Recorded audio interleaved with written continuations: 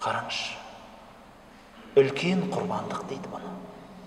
Бірақ осы құрбандықты біреулер дұрыс жасай алмайды. Құрбандықтың бірінші ақиқаты ол Құран-ы Кәрімде айтады: сіздердің сойған малдарыңыздың қаны да, еті де Аллахқа бармайды дейді. Бармайды. Бәлки сіздердің жүректеріңіздегі тақуалық барады дейді. Бірінші ақиқат.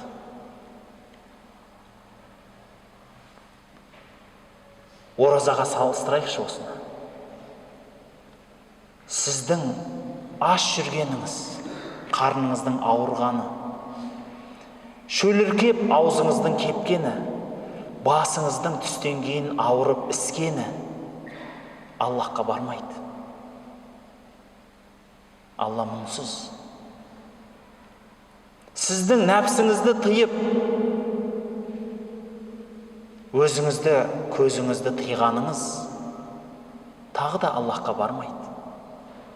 Не барады онда? Жүрегіңіздегі тақуалық барады. Жүрегіңіздегі тақуалық барады.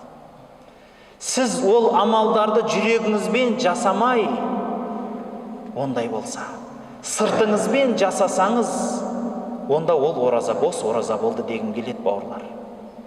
Оған дәлелім пайғамбарымыз саллаллаху алейхи ва саллям айтады: көп адамдар бар, ораза тұтады, бірақ аш жүрген болады Алланың құзырында.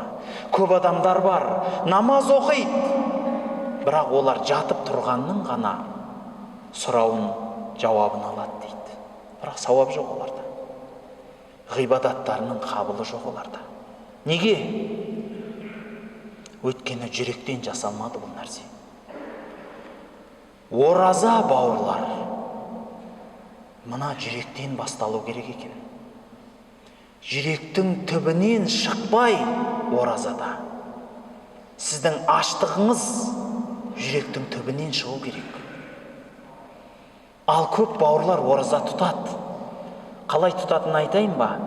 Түнімен интернетте отырады. Сөйтеді де күнімен ұйықтайды. Тек намазға тұрса. Сөйтіп кешке жақын асырда тұрады. Ойлайсыз ғой, енді бір құлшылыққа шығар десе, дәрет алып, жуынып, тамақ жеуге дайындалады. Қайтадан тамақ үшін ораза тұтқан болды ғой ол кісі, бауырлар. Алла үшін емес. Тамақ үшін болды.